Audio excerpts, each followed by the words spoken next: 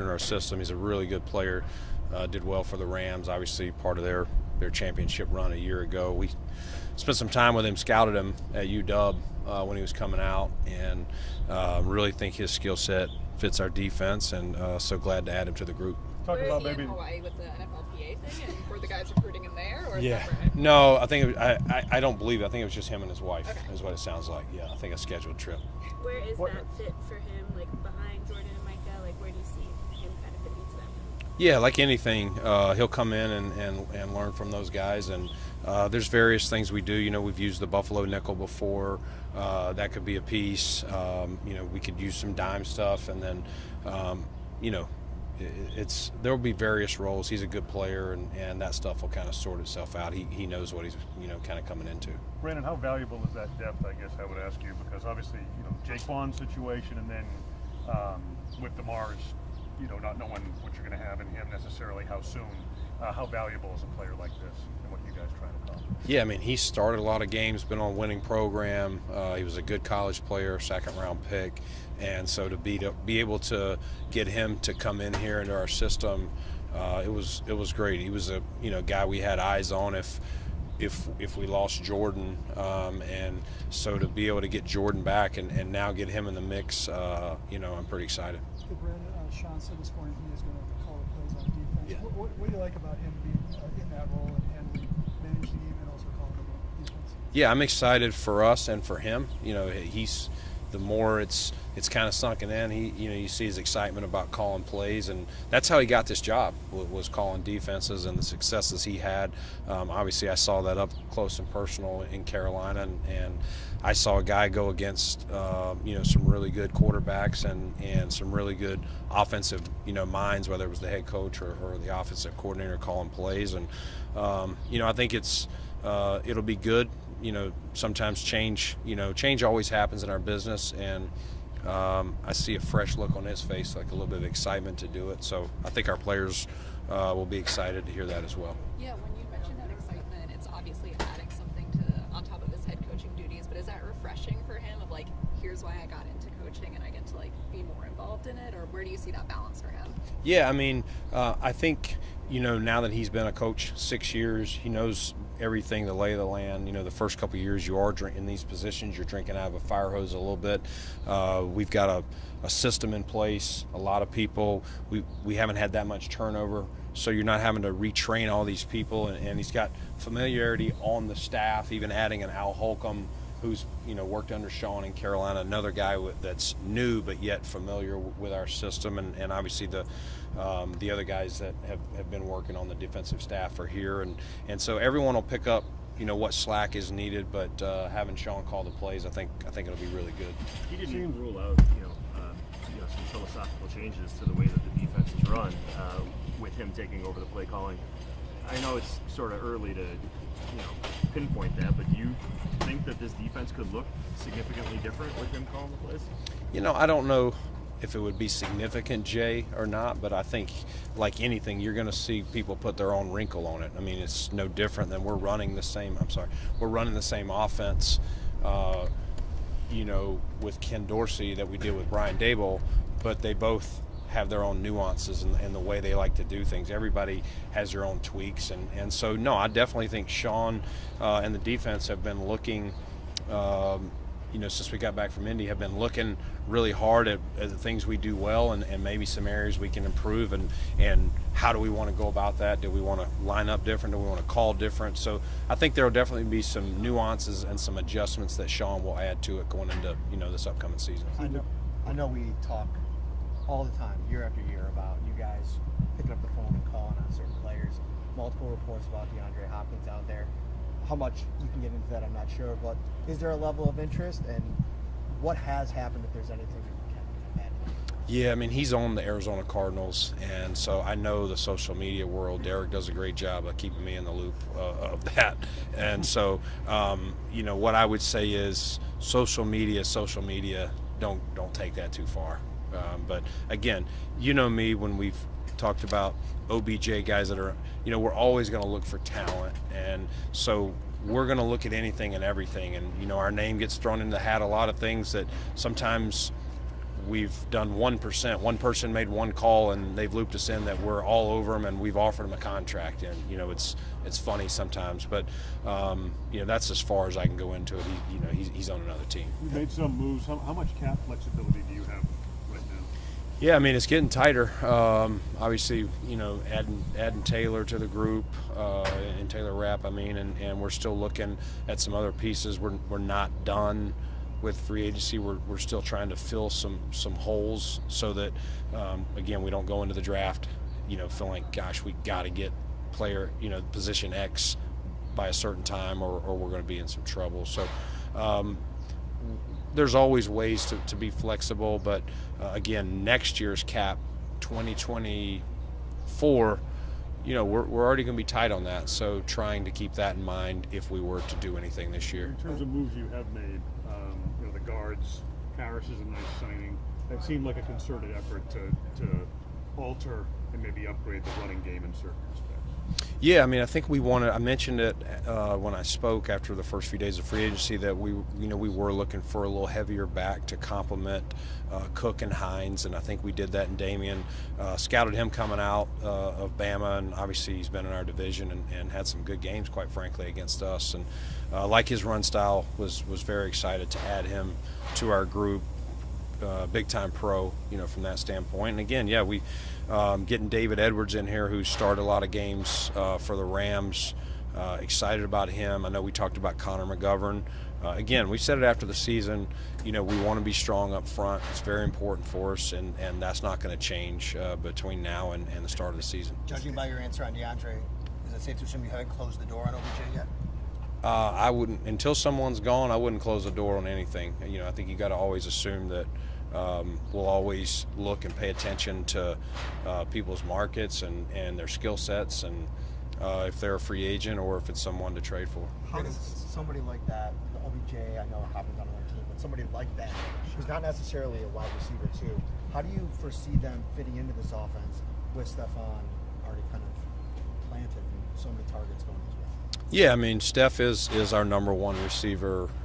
Even when we looked at OBJ last year, late in the year, when talking to him when he came in to visit, he was very, hey, I know this is, 14's group and as he referred to it, and this is, his team. And so anyone that we add, whether it's now, whether it's in the draft, whether it's after the draft, Steph is our number one receiver. It starts there. We've tried to add other pieces this year to, alongside Gabe, Shakir coming back, Hardy, and kind of all these guys we've Trent Sherfield, who we've added, is the complementing skill sets, guys that do different things that give Ken Dorsey a chance to give us a variation of looks on offense. Brandon, we've seen an uptick in the last few years in trades around the league, whether it be in the offseason, around the draft, or even at the trade deadline. How active would you say that market is right now, just speaking in general? And what kind of a realistic avenue is that for you to potentially improve your roster, or does it maybe pick up a little bit more as you get closer to the draft?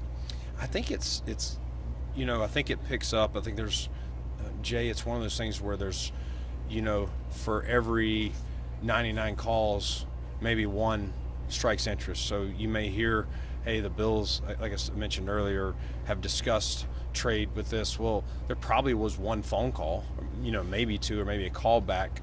But I would say it's 1 out of 100 those that actually happen around the league, not just with us. But it's my way. I'm always going to pick up the phone. I'm always going to listen. I'm always going to look, and I'm never going to rule it out unless it's just either a player that doesn't fit our scheme or we think personality-wise or culture-wise wouldn't fit. Other than that, we'll stay in touch with that team or that agent until they've been moved or signed somewhere else. You were at Ohio State's Pro Day last week. When's the last time you were there where the main topic was a player who's not draft eligible?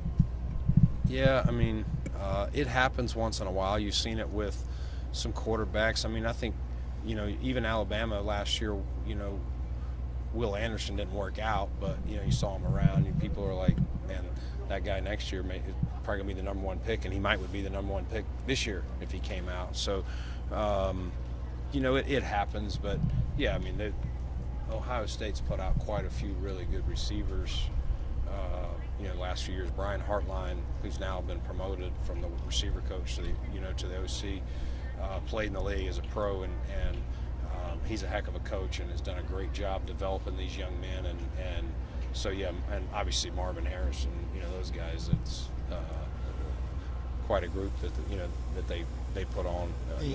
The three guys coming off from the 19 draft class going into last year, their deal, Gabe, Ed, and Tyler.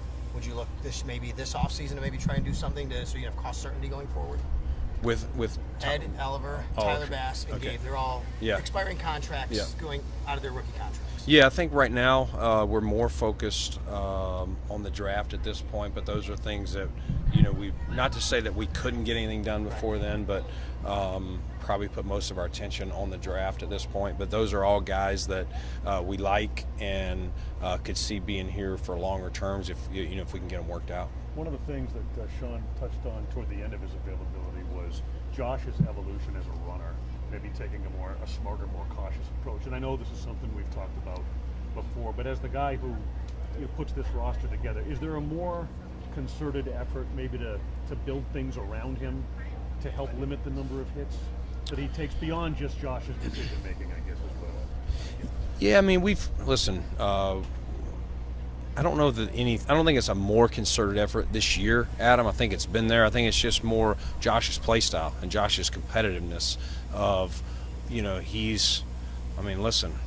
the first game he came back, he didn't miss a game, but we were playing Minnesota after the Jets game, and we talked to him about, yes, the doctor cleared you, but let's limit the hits, which we already talked to him about.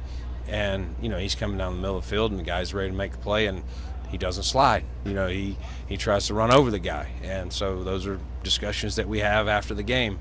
Why'd you do that? So it's just Josh also understanding, his importance, and he does. He gets when he's not between the lines, he understands it all, but he just gets in that competitive mode, and that's what makes him great. And so it's just him continuing to mature and understand, just like early on with those decisions to throw the ball away instead of try to force it in. Let's go to second down or let's go to third down. Now it's about that decision to get down or get out of bounds a little bit more, and let's see at the end of next season if it'll be improved if we've taken less hits than we did this past year. Is Calais coming this week? We haven't set anything up yet. In terms of Sal asked about Ed was in that question, but that's one of those cap numbers that is still big. Ed's fifth-year option. Is that something that or you feel comfortable with where those numbers are now? You feel like you still need to possibly make room with some of those deals like Ed's that are taking up that much space? No, I mean, Ed's number is still a good number for us. It's 10.5, and now we're excited about this year. Unfortunately, Ed, he rolled that ankle week 1, and even though he was back after that, he wasn't himself for a while. But I've spoken to him this offseason and here recently, and he's fired up to come back. But we're good with his number. If we worked on an extension, that would be an avenue for us to lower his number. Is that hard then, if he being in that fifth-year option, knowing he dealt with the ankle last year, to be able to be extensions are big decisions for the long haul, especially with knowing how tight 24 will be. How do you make those kind of decisions when he's coming off a year where you feel like he was impacted by that injury? How do you balance that in? Yeah, I think you have to weigh, when did you think he was healthy, and what did that look like, and how did he affect the whole group? And he definitely didn't have the production he wanted, but how much of that was affected by missing games, or he was playing at 85% versus being 100%. Prior to the draft, where would you say you were in terms of your roster? And how much you've done, what's left to do? Yeah, I mean, Tim, I think there's still, I was texting with some of the pro guys this morning. When I say pro guys, our pro scouts, of just some of the conversations they're still in on, people that would be interested in us.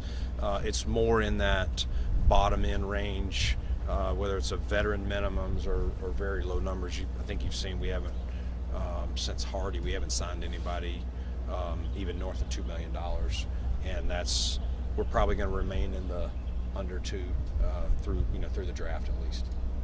Does that include rep still? Yes. Yeah. Brandon, follow up on Tim's about the draft. Elite players make a lot of money, which is your cap situation. strategy if you'd like to gain more picks on rookie contracts? Yeah, I mean, I would love to gain picks. It's just, what do you got to do to gain it? You know, you got to give up something generally to do it. So it would have to be something that I don't feel like, okay, I gave up this player and I got a pick, but now I got a hole there. So I got to turn around and, you know, fill that spot. But yeah, any way that we could add picks, we would do that, whether it's now or, you know, if there's a spot in the draft. We did that last year. We added, you know, when we were, I think it was in the second round, we moved back a couple times to get some late picks, which some of those turned out, you know, to be guys that helped us. You know, we'll look to do that again if it makes sense. But again, you know, I kind of let the board dictate that to me, you know, whether we go back or whether we stay where we're at. Brandon, you talked about the veteran minimum guys. Is that intentional in terms of potentially the compensatory formula? Yes, it is. Yeah. We stand to most likely, you know, get a third rounder next year. You know, losing Tremaine, you hate to lose Tremaine, but you want to be able to take advantage of it. Sean talked earlier about losing Tremaine. I mean, that's a big piece in the middle of your defense. You've got, you know, young guys that I know you've brought back and that you like, but how comfortable are you right now, you know, with where you're at middle linebacker and the signal caller for your defense? Yeah, we got guys, Jay, that, you know, again, you're not always going to be able to replace a Tremaine Edmonds or fill that in with, you know, with a big-time vet. It doesn't mean we've closed the loop on adding competition. I would say between now and when we get the training camp, you know, we will continue to add, whether that's in the draft or whether that's between now and then. And I do think there will be opportunities to do that, but we also, Tyrell Dotson's been in our system. Balin Spector's been working out in Buffalo since the end of the season, and Terrell Bernard last year, you know, we played him more outside than inside, but we think he can come in there and compete. So I think however it will turn out, Jay, I think it's going to be an open competition. I don't think it's going to be some big-time vet that everyone knows is going to walk in as that starter. Did getting Jordan back, when you brought him back, did that affect your pursuit of that position at all in free agency?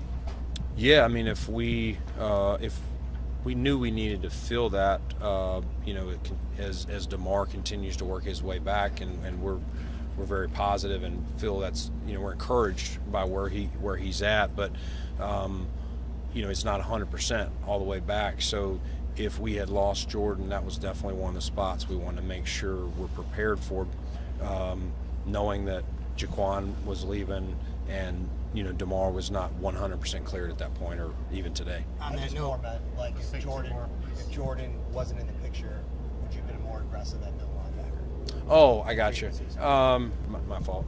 Not necessarily. Yeah, but that did help bringing a leader back, and we talked about it was more to your point, where are our leaders on defense, and, you know, obviously Mike is, but adding Jordan back in there, and Milano, extending him, we feel like we've got a lot of pieces around what looks to be right now a younger player at Mike linebacker. Are you very comfortable with Micah's situation, him coming back after surgery? Yes, you know, Micah was going to be cleared to play in that AFC Championship, and he was of the mindset he was ready to roll. So, wish we could have got that for other reasons too. But that would have been cool to go ahead and see Micah return, even though, you know, because when he had the surgery, we didn't think that was an option. Thanks, Brandon. Thank you. Yeah. Anybody needs to go to the Mars deal, go now, and we'll just wait till Ron. Yeah, they're waiting for us. Oh, okay. Yeah. Where is that? We got a couple minutes. We do, okay. No. So, Brian, where is it for if they want to go? Okay. Perfect. Can you have I'm on deadline for 4 Eastern. Is that, do you want to do it at, I know you got a greater good decision to make, I'm just telling you, man. He's not even out of his meeting yet, so. Oh, he isn't, okay. If you need to. Oh, so everybody's in there. Okay, that's it. Great. Yeah. What happened? Yeah. Yeah, I had to grow up. Yeah. It was only for like a year. Wow. Good call, Sam. Yeah. Yeah. That's the best thing you I thought you were told us talking about. today. I thought, well, no, like yesterday it was bleeding. My ear got dry skin. Yeah. That's the best development that you told us today. Is that?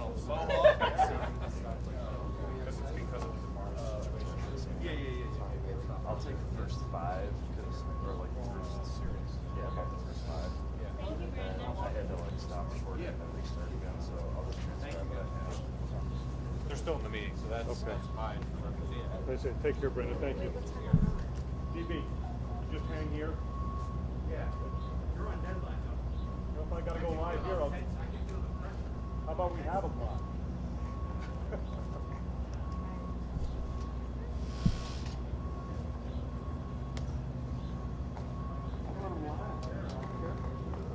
Here, roll some images of the stage.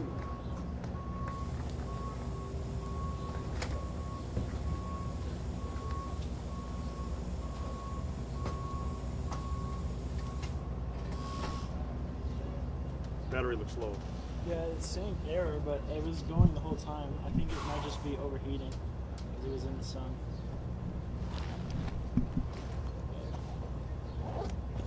Battery's still good.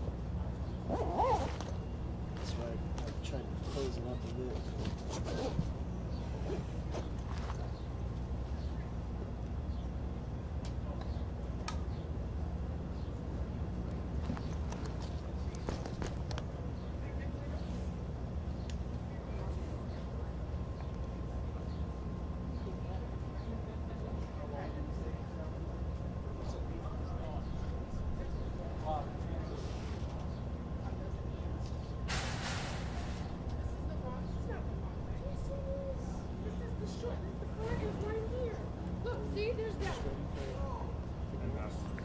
Right.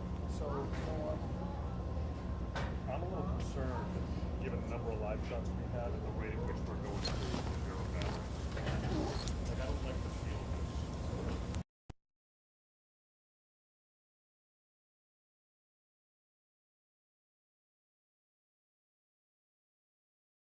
He thinks it's overheating. Okay, when on, what it,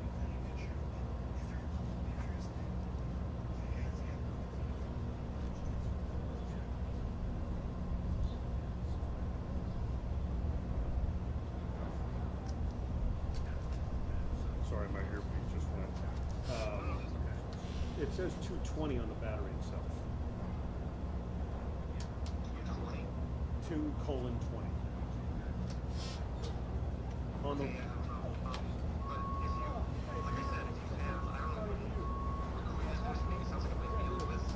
yeah, he's in a meeting.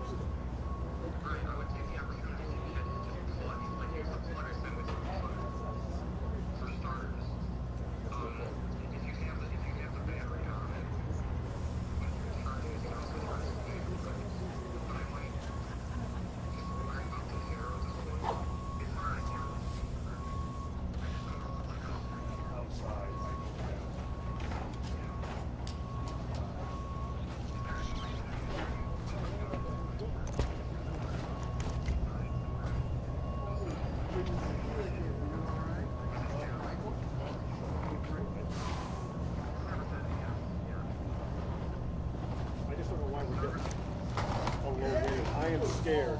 We haven't even hit live shot once, let alone sports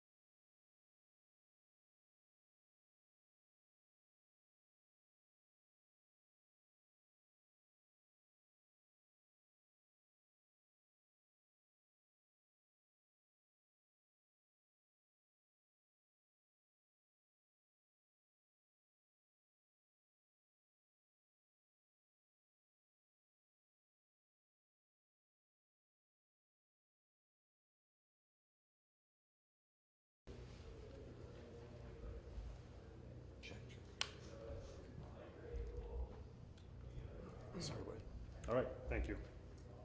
All right, guys, thank you. Yeah, hi guys. set? Good to see everybody. Back another year at the owners' meetings, 1 year closer to the opening of the new stadium and everything else that's going on. So it's been quite the year. So tell us about the renderings that you released earlier. Yeah, another great set of renderings. A lot of work went into them, obviously, with Populous and our consultants and everybody else. But it was great to show the scale of the building, really, for the first time, and that interior bowl shot are two really important components that we released today. But also some of those interior renderings. Now, those aren't final, and they'll get tweaked a little. But I think it gives people the idea of what it's going to feel like inside the stadium. Colorful, bright, energetic, all about Bills football. So yeah, another good day in the process. How much of this is a moving target, though, when you see these renderings versus the final output, or the, like, what we actually see? That's a good question, Tim. I think we're pretty close. Yeah, I mean, is it exact? No, but the theme, the big boulders of the project, those are all locked in. Right now, it's about fine-tuning the edges. What does it say about maybe what you're trying to capture, if that's the right word, with a project of this magnitude? But you know, the fan experience, all of that is referenced in what was released today. I guess what's kind of the mission behind the design and some of this? Well, I said it a year ago. Say it again. You know, built for Buffalo, built for football only, for our Bills fans in particular. I would say maybe not capture anything, but enhance what we've all experienced for 50 plus years. You know, at Highmark Stadium. It's all about that. It's about the future of the organization and place where the community can come together and celebrate Bills football, as well as many other things.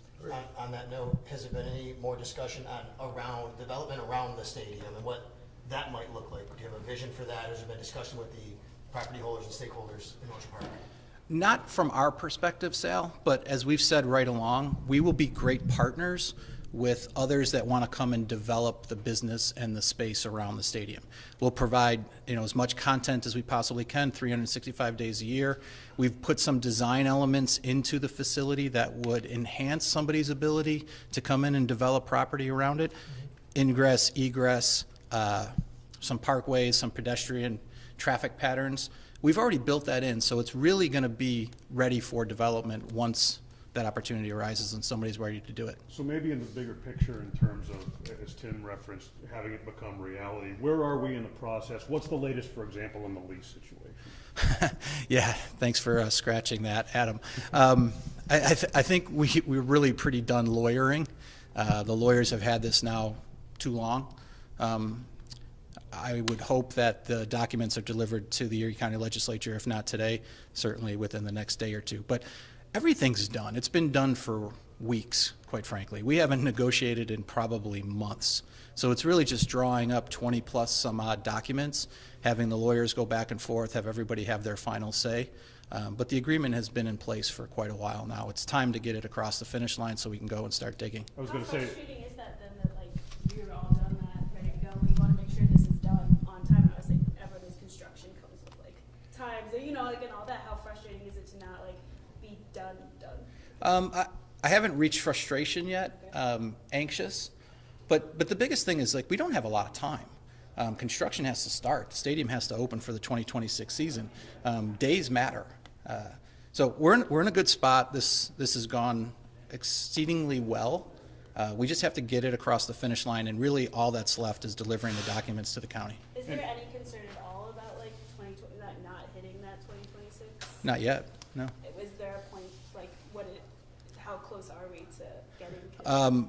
Let's just, like I go back to what I said, those documents really should be delivered today, tomorrow, at the absolute worst case scenario, Wednesday, and then we're good to go. and this question really is so I make sure we have this, I have it procedurally. Once it's in the county's hands, I had read something along the lines of they want 30 days with it or something. Take us through the steps Sure. that need to happen in a reasonable time frame to have shovels on the ground by this spring or early summer. The county legislature has 30 days to review the documents. They may take all 30 days, they may not. Once that 30 days expired, signatures go on the papers, and we're free to start construction, and permits and the like are able to be issued. And then will you basically schedule groundbreaking, whether ceremonial or for real, like right as soon as you can? Well, we will schedule it. as I kind of said yesterday, it's really hard to get everybody's schedule coordinated. The governor, the county executive, our piece. We've got a draft coming up. We've got a lot of other things coming up. That'll come. It'll come in the next 30, 45 days once the documents are delivered, and that will be more ceremonial, but there's already work being done. Fencing will go up soon. Some of the digging will start. There's been test pits already drilled, actually going back to the fall. So we've kept right on pace and really haven't missed a beat thus far. What's the timeline on, I think you might, is it a visitor center? Like, I'm sorry, I Yep. want to call it the right name, I'm sorry. So people can see the 3D and things like that. The Sales and Fan Experience Center. I'm not sure that's the right thing to call it, but Yes. that's what I remember. That we hope to be open June, July. And fans will start to come through there this summer and be ready to go and see the new stadium and experience it that way. Just curious, with the Legends stuff taking over the fan store and all that, like how much is Legends and Jerry Jones and stuff, like do you foresee them potentially doing concessions? Like do you see that relationship extending beyond? And why transition the store to their control? There's a lot that you packed into that question. So let's start with the store. The decision on the store was made probably over a year ago. And we were transitioning out, and we wanted an e-commerce platform that matched our retail from a fan experience standpoint. What we were seeing was that what our fans were able to buy online at Shop Buffalo Bills or shopthebills.com was different than what they were getting in the store. So we had to line that up. And then there's a lot of customer service issues that go with two different providers. So we were looking for one solution when it comes to retail. And like I said, we made that decision over probably about a year ago, and it's just getting implemented now. In terms of the stadium food and beverage, we've gone through an extensive RFP process. We are down to 4 finalists for that, and we hope to make a decision on that soon. This is a multiple point question, so I apologize. As far as London, anything that the organization has planned special for the fans? Has the league given any indication on the date of the game, and how important is it to have this in a stadium that is kind of, sort of looks like what we're going to have? Yeah, nothing on terms of date or opponent yet. The league will handle that in the normal course of schedule or release. To your point about our fans experiencing Tottenham and the design inspirations for a lot of our new stadium, yeah, that's critically important. It's one of the reasons why we were so excited about having the game this year. Our fans travel well. On Location gave us a report that it's the highest pre-selling game in international series history, with probably the exception of the Tom Brady game in Germany. So that's just another example of Bills Mafia and how excited they are to see us go out and play in London. You mean to tell me it's outpacing the Bills and Toronto series? I am virtually certain that it's outpacing it by a lot. It's a scoop. Thank you. So there will be tours potentially for fans of the stadium? I mean, Tottenham has tours all the time. As a matter of fact, when we visited it last February in 2022, sorry, I got to make sure what year we're in, there were hundreds of people touring it at that point. So yes, so Tottenham Stadium, even without us, has those types of tours available, and I'm sure our fans will take a look at it. We haven't, as going back to the last part of your question, we haven't really formalized our plan yet as an organization, only because we don't have the date or the opponent. So a lot of the things that we do will be predicated on that. Teams that play over there usually bring over a lot of their former players to do appearances and stuff. Is that something you guys will have in mind as well? All that'll be TBD, but yes, I'm sure we'll have an alumni component with us. What's the state next step? We talked about the county and everything. What about the state part of it? Happy to report the state's done. So other than ink on the paper, the state has done everything that they've had to do. So it's really just left to the county legislature. So as soon as the county legislature is done, then the whole deal is done? The whole deal is done, correct.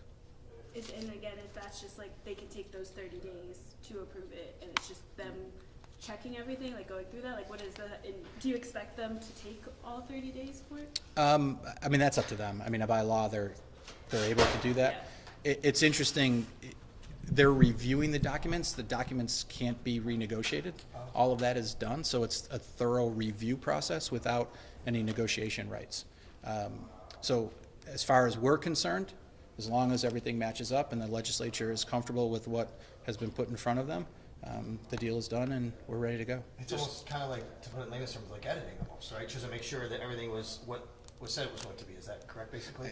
Yeah, editing's your word. I don't want to say editing. No, right. They have a obligation to the residents to review the documents, and they're going to take that seriously. And and do that over the next 30 days. Just so we're not worried about semantics, the state part of it is they've approved it, they voted on it. It's not just the state has gotten happy to the point, or the governor's office has gotten happy to the point that there's nothing to present this, or no body to present this to. That's correct. There's no, but the state has approved it. It's done from their perspective. The money's been allocated in last year's budget. All the approval processes are complete from the state's perspective. Do you have a target how many events a year you'll want the stadium to have outside of the 10 Bills games? We don't, but it's a good question, because we look at events differently than just ticketed events. We want access to the stadium. We want people utilizing it all the time. So an event to us could be high school graduation. An event to us could be a concert. An event to us could be, a charity event. We want it utilized a lot, and we think we're going to do that. Do you view it as being like more able to do that than the current stadium, and like what qualities will it have if so? Oh. To hold those kind of events, like more so than Highmark can right now. 1,000 times more than Highmark. One physical aspect of it are 4 tunnels as opposed to 1 tunnel. I've given this example before. Billy Joel, Garth Brooks, some of those artists came to Highmark last year. It took them 3.5 days to load in to the concert because there's only 1 tunnel, whereas it normally should take a day or a day and a half.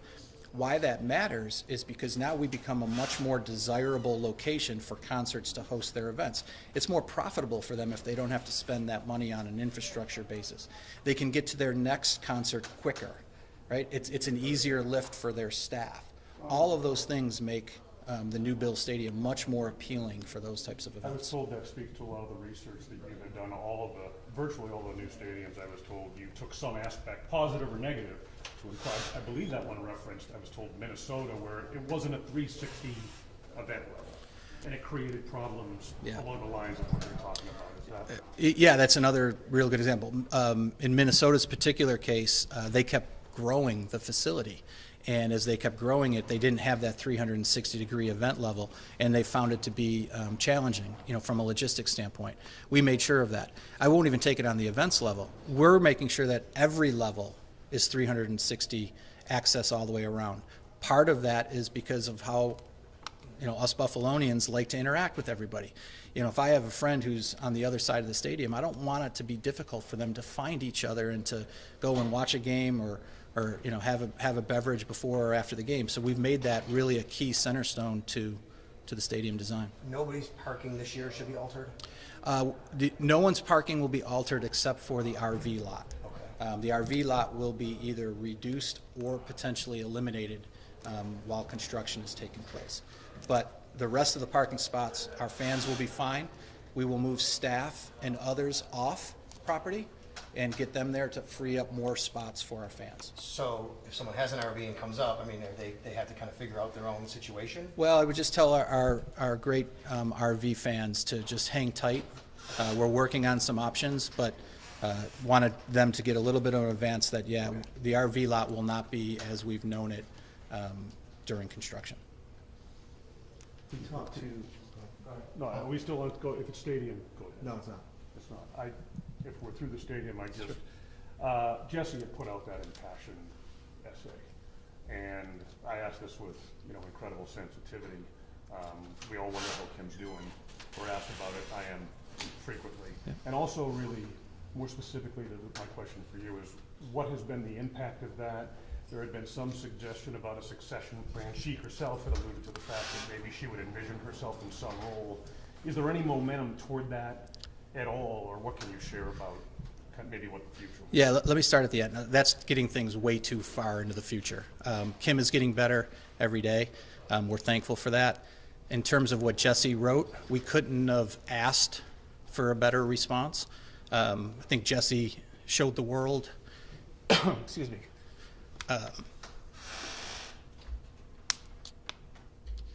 what type of person she is. Yeah, you guys got to give me. Take your time. Yeah, you can cut that, but no. Listen, Jesse's world class on the court, off the court, and as a person. There are no words that need to be said other than what she wrote. So. Thank you. Thank you, Ron.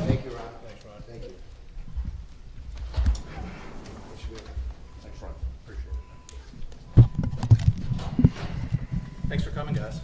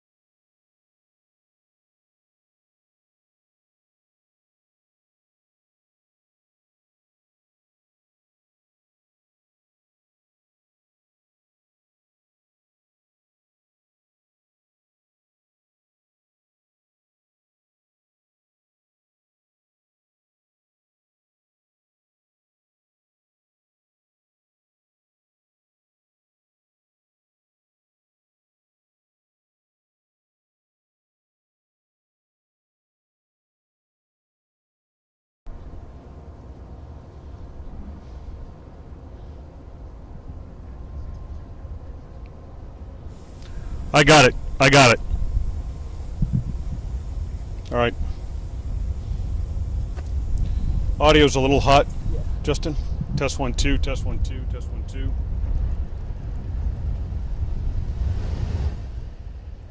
If you could turn the shotgun off, Justin. Test 1 2, test 1 2, test 1 2.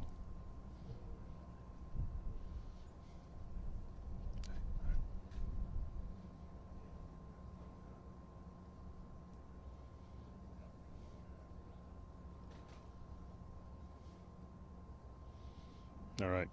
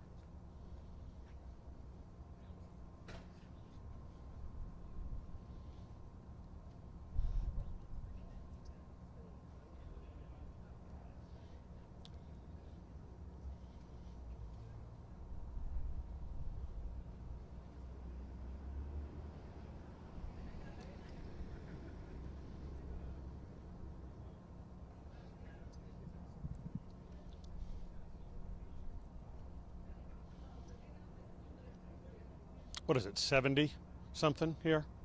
Yeah. Yep, 70 exactly. Okay.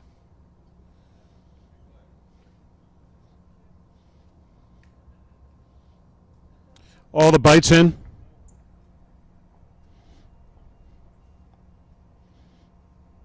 Okay.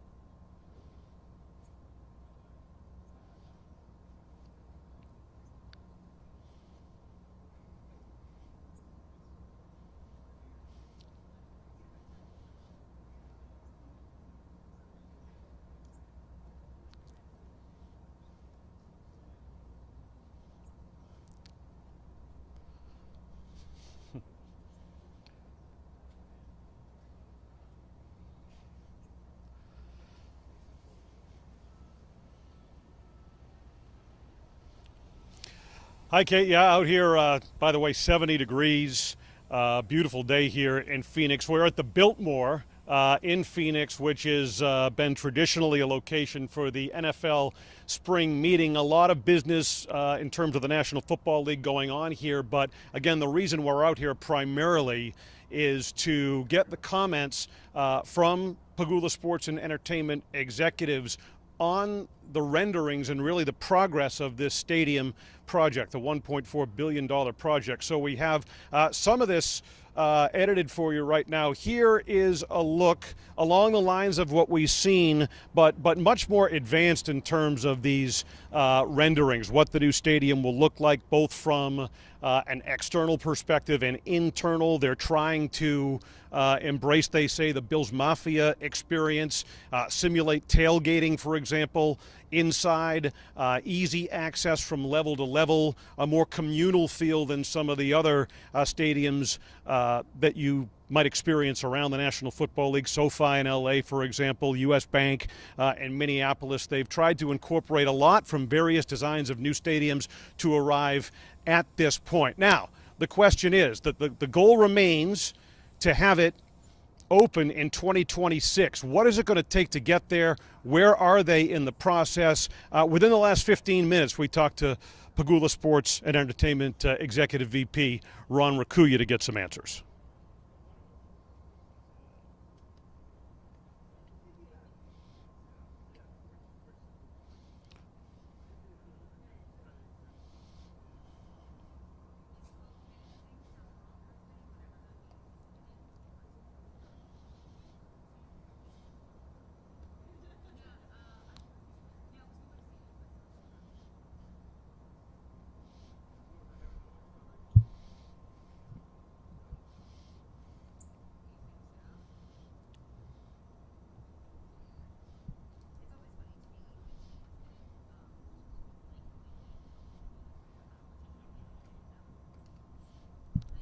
All right, again, so you heard Ron Rakuya mention there, the lawyers, the Pagula Sports lawyers, just finishing with the documents. It's incumbent upon them now to present it to Erie County. They have 30 days to review those documents on behalf of the residents of Erie County to review everything before they sign off on it. Once they do that, the wheels can really begin turning toward this. Shovels can get in the ground. The groundbreaking we're talking about, again, they're hoping for the spring, perhaps as early as June. So within a matter of days, if it hasn't happened today, the county would get those documents, they would review it, and then put the final stamp of approval on it. The state, that part of the agreement is taken care of. We'll have much more as we continue our coverage from here in Phoenix. For now, Kate, let's send it back to you.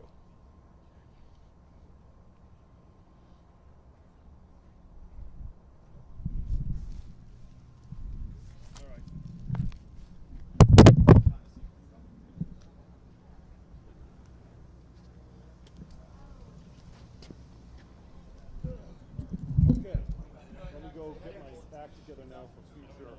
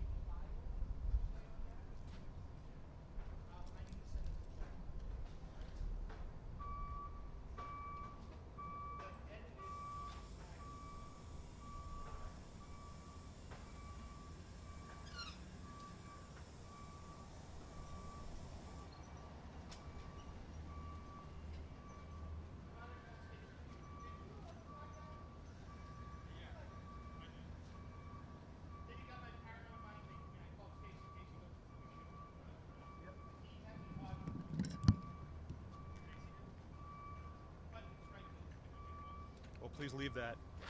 What's up? Go ahead, plug that in. No, other end.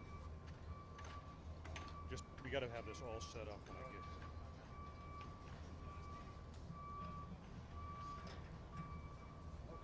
here. Thank you.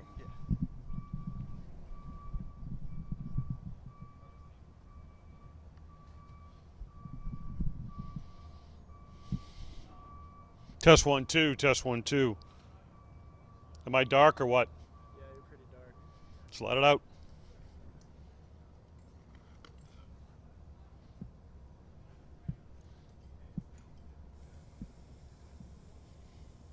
All right, 5 starting center. Test 1 2, test 1 2, test 1 2.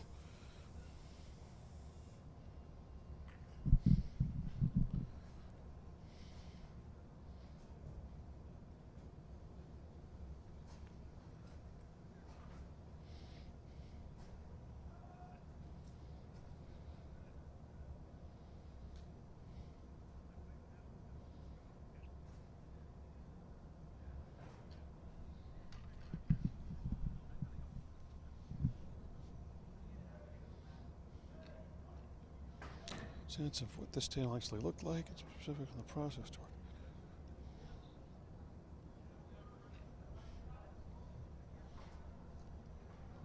They're kind of in the shot. That's all. Doesn't matter. I'm 30 seconds away, dude.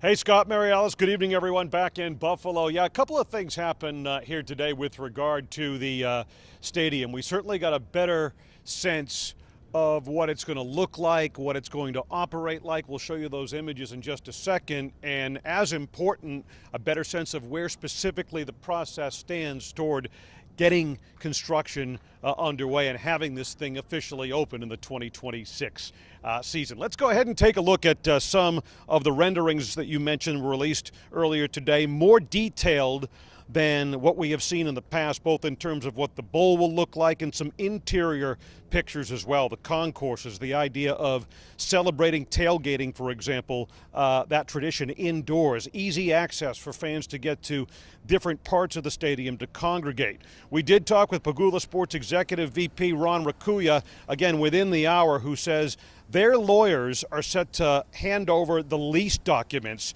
to the county now for the final approval. That could have happened today. At the latest, it would happen middle of this week, Wednesday, he said, and then the project would have a full green light.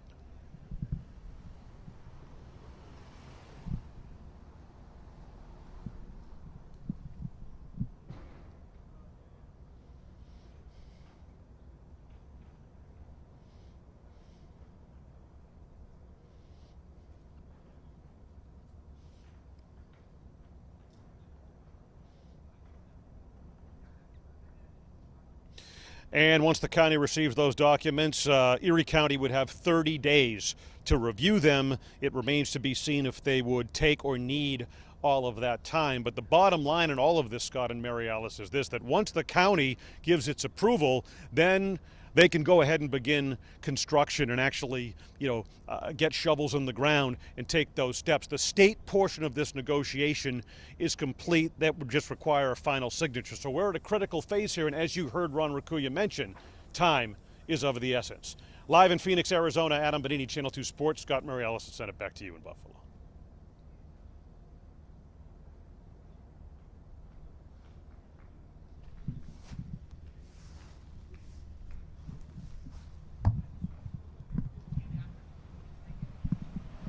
Top of 5:30.